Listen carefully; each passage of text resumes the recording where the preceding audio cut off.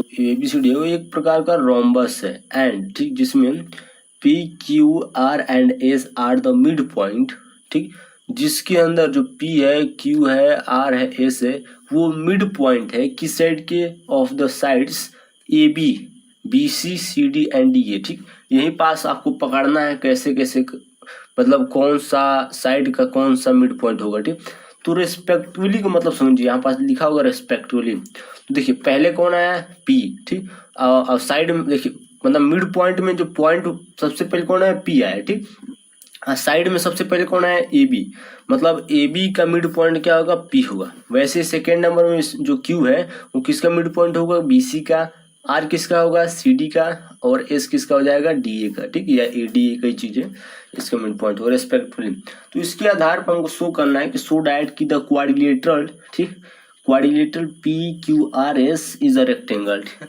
उसके बाद शो करना है कि जो मिड पॉइंट है ना, इसको डायग्राम में ज्वाइन कर दिया है ठीक। चूंकि डायग्राम बुक में नहीं है, मैं डायग्राम खुद से बनाया हूँ ठीक, इस क्वेश्चन के आधार पर ठीक, क्वेश्चन के आधार पर बनाया हूँ। जैसे ABCD बोला है क्या, एक प्रकार का रोम्बस, तो ABCD हमने एक प्रकार का रोम्बस बना दिया ठीक। उसके बाद बोला है कि PQRS है तो मिड पॉइंट ठीक, मतलब PQRS क्या है, मिड पॉइंट है किस साइड के, तो साइड AB है, AB का मिड पॉइंट P है ठीक। वैसे BC का Q, CD का R एंड DA का S ठीक। ये गिवन मतलब जैसे जैसे बोल रहा है ना उसी से फिगर भी बनेगा ठीक। तो इसके हिसाब से हमको शो डायट करना कि क्वाड्रिलेटरल, कौन सा क्वाड्रिलेटरल, PQRS, मतलब जो मिड पॉइंट है उसको ज्वाइन कर दिया है चारों, तो चार ठो साइड हो गया, चार ठो साइड हो गया, मतलब क्या हुआ, क्वाड्रिलेटरल हो गया। तो इस जो चार साइड वाला क्वाड्रिलेटरल है PQRS, इसको बोल रहा है कि सिद्ध कीजिए कि ये रेक्टेंगल है ठीक। हमको ये सिद्ध करना है कि ये रेक्टेंगल है ठीक। तो आइए इसको सिद्ध करते हैं। तो हमको मेरे हिसाब से कुछ गिवन डाटा भी लिखना पड़ेगा, तो गिवन मैं लिख देता हूँ यहाँ पास। गिवन में मैं कुछ लिखूंगा नहीं, यह सब आपको लिखना है ठीक, आप लिख लीजिएगा अपने हिसाब से। क्या लिखना है कि AB पर P पॉइंट मिड पॉइंट है, इसमें Q is mid point BC, R is mid point CD, S is mid point DA या AD, एक चीज ये सब आपको गिवन में लिख देना है ठीक। क्योंकि मैं लिखूंगा तो काफी ज्यादा टाइम लग जाएगा क्वेश्चन सॉल्व करने में। अब टू प्रूव में हमको क्या करना है कि भैया PQR जो है, PQRS इज अ रेक्टेंगल ठीक, रेक्टेंगल है ठीक। स्पेस कम इसलिए लिख दिया, मतलब समझिए कि ये रेक्टेंगल है। अब तो रेक्टेंगल होता क्या, सीधे सीधे बात आप समझ लीजिए बात को। रेक्टेंगल में हम इतना जानते हैं कुछ हो चाहे ना हो, उसके जो चारों एंगल्स होते हैं वो 90 डिग्री होते हैं। 90 डिग्री मतलब जो चारों एंगल होंगे वो इक्वल होंगे, मतलब एंगल P जो होगा एंगल Q के साथ इक्वल होगा, एंगल R भी उसके साथ इक्वल होगा। यहाँ पास मैंने एंगल Q लिख दिया, यहाँ पास भी एंगल S भी इक्वल होगा, और ये सारे किससे होंगे इक्वल, 90 डिग्री से ठीक। मेरे को यहाँ से लिखना चाहिए था लेकिन मैं यहाँ से लिख दिया, गलती हो गई। ये चारों एंगल्स होंगे ना, PQRS जो चारों एंगल्स हैं वो 90 डिग्री के इक्वल होंगे। यानी हमको रेक्टेंगल अगर प्रूव करना है तो इन चारों एंगल्स को 90 डिग्री सिद्ध करना पड़ेगा। अगर चारों एंगल्स को 90 डिग्री हम सिद्ध कर दें तो हमारा ये रेक्टेंगल हो जाएगा, सीधे सीधे बात है। तो आइए सिद्ध करते हैं।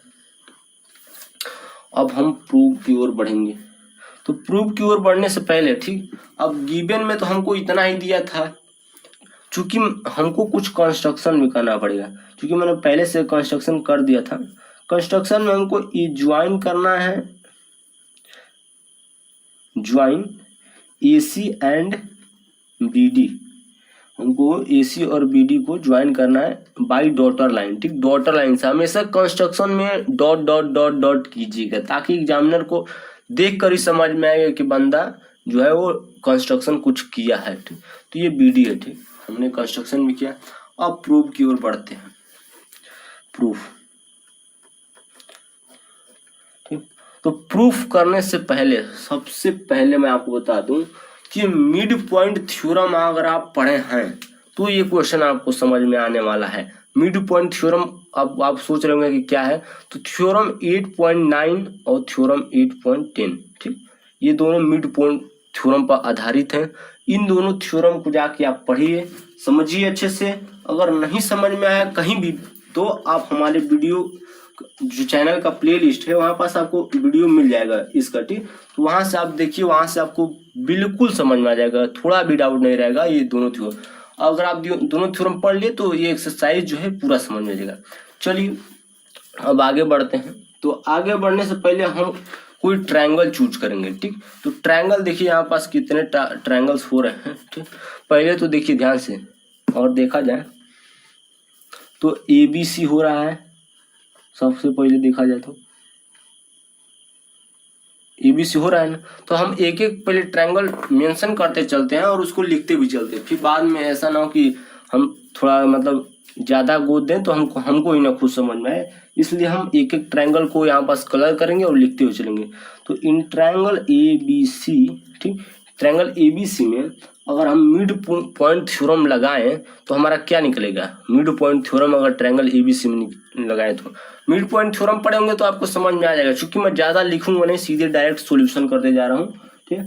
तो देखिए मिड पॉइंट थ्योरम लगेगा कैसे, P क्या है, मिड पॉइंट है, Q भी मिड पॉइंट है। तो यहाँ से हमारा जो PQ हो जाएगा ना वो AC के पैरेलल हो जाएगा, ठीक।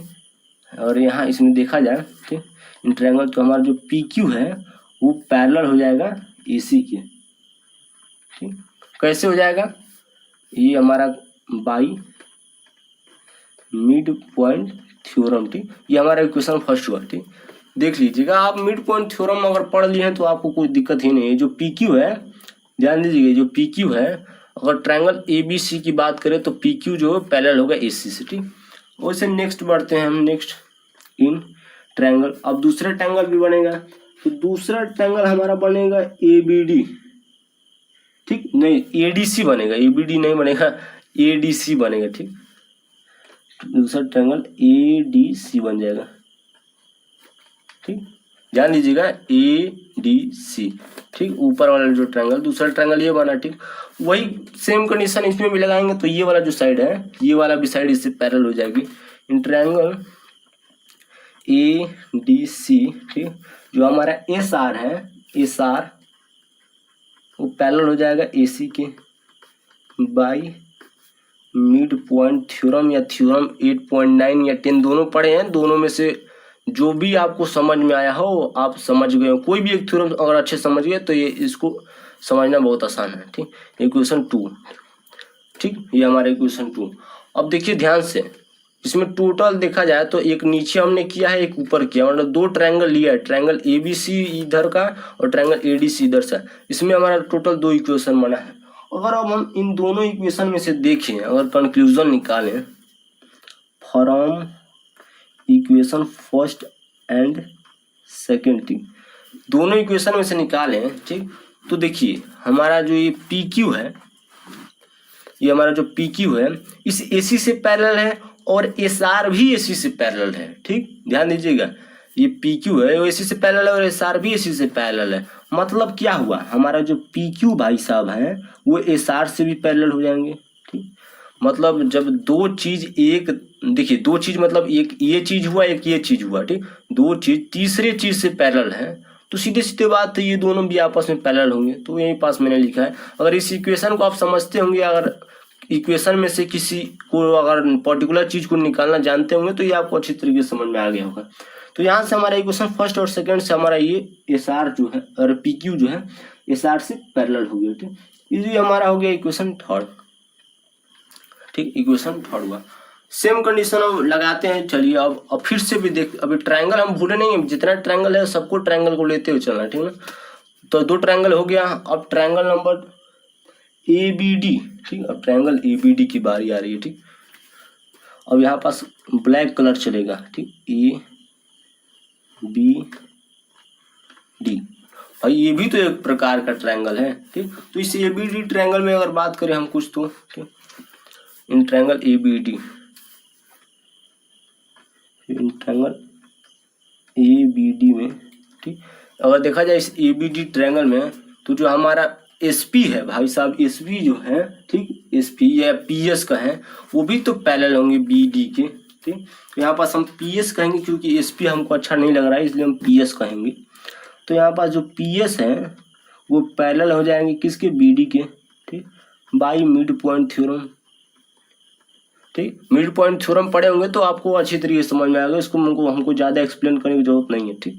चलिए ये भी इक्वल हो गया, मतलब ये वाला जो साइड है PS वो इस ब्लैक वाले मनी के साथ, ठीक है ना, ब्लैक वाले साइड के साथ वो पैरेलल हो गया। चलिए फिर वही चीज़ नेक्स्ट इन ट्रायंगल। अब कौन सा ट्रायंगल बचा है मेरे यहाँ से? ट्रायंगल ये वाला बचा है, ट्रायंगल BCD बचा है, ठीक है ना, ट्रायंगल BCD। ठीक, इसको भी भाई साहब को कलर कर देते हैं। B से C गया, C से D गया और D से B आ गया। ठीक, अब देखा जाए BCD ट्रायंगल में तो ये जो QR है, ठीक, जो हमारा QR है ये भी तो हमारा पैरेलल होगा इस BD से। तो इन ट्रायंगल BCD में हमारा जो QR है वो पैरेलल किससे हो जाएगा? यहाँ पास BD है ना, BC मत है, यहाँ पास BD से पैरेलल हो जाएगा by mid of point theorem. ठीक, ये हमारा 5 हो गया, इक्वेशन 5 हो गया।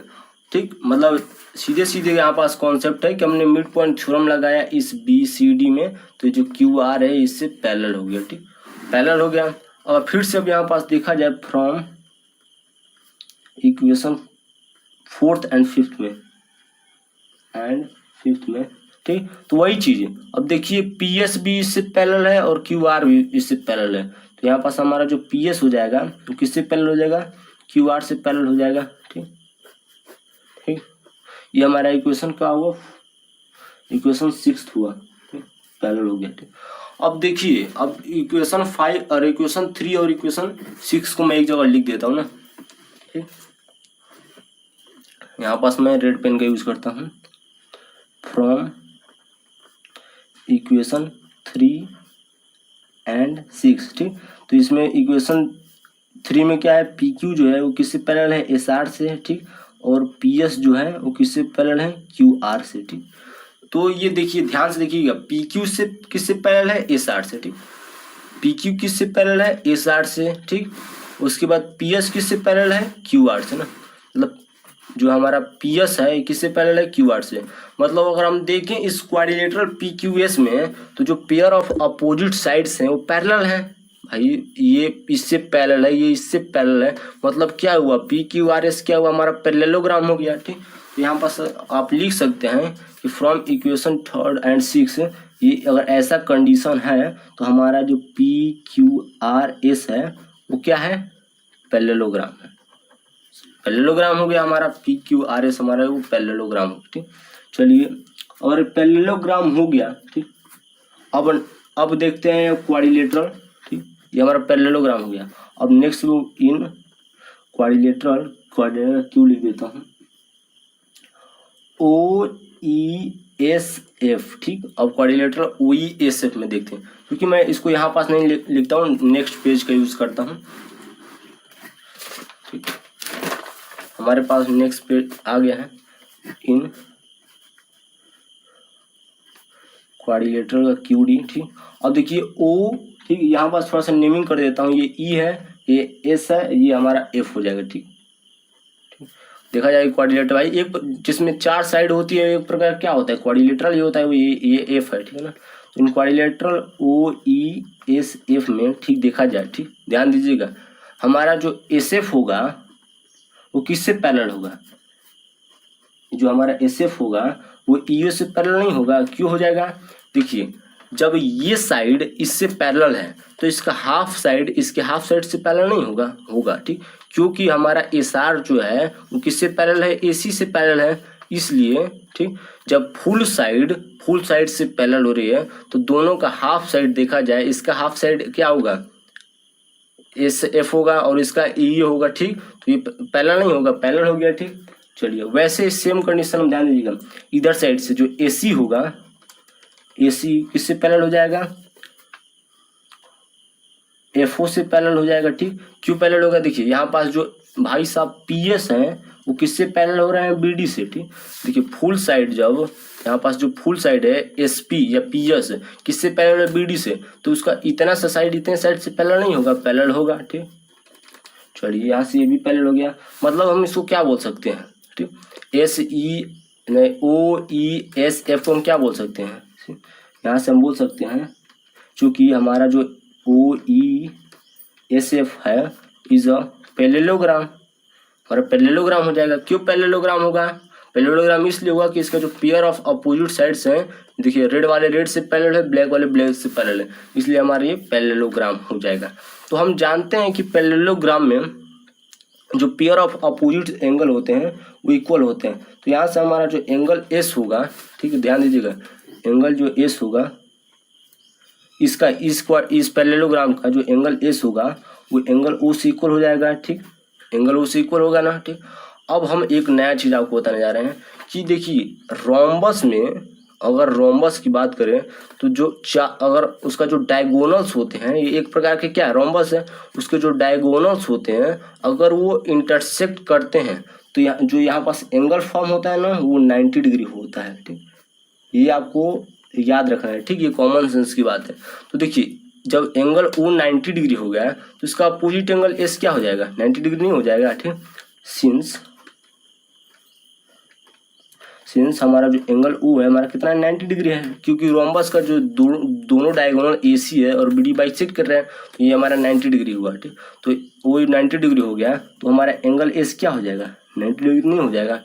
जब एंगल एस 90 डिग्री हो गया तो बाकी सारे के एंगल्स में हम यहाँ पास लिख सकते हैं एंगल एस किससे इक्वल है, एंगल एस चारों एंगल से इक्वल है।